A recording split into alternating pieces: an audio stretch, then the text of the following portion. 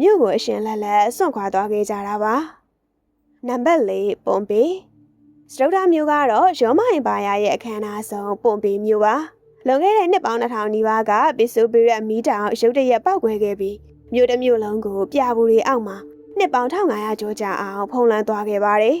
အခုပြန်ရှာတွေ့တဲ့အခါမှာတော့အဲဒီခေတ်ကလူတွေရဲ့နောက်ဆုံးအချိန်မြင်ကွင်းတွေကိုအကြောက်ရွံ့တွေအဖြစ်နဲ့ထိတ်လန့်စရာကောင်းအောင်မြင်တွေ့ရမှာပါ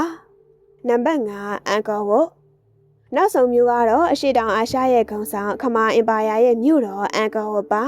ကမ္ဘာအကြီးဆုံးဘာသာရေးအဆောက်အုံကြီးဖြစ်တယ်လို့လူဦးရေတန်းချီနေထိုင်ခဲ့တဲ့ဒီမြို့ကြီးဟာဘာကြောင့်ရုတ်တရက်လူသူကင်းမဲ့ပြီးတော်ကြီးပိတ်ပေါင်းနေအောင်ရောက်သွားခဲ့ရတာလေရာသီဥတုဖောက်ပြန်မှုလားဒါမှမဟုတ်ကျူးကျော်စစ်တွေကြောင့်လားဆိုတာပညာရှင်တွေအငင်းပွားနေကြဆဲပါ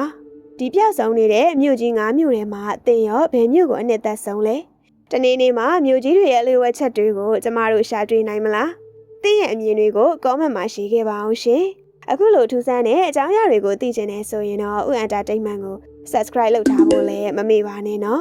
နောက်ထပ်ဗီဒီယိုတွေမှာပြန်ဆုံတွေ့ပါမယ်ရှင်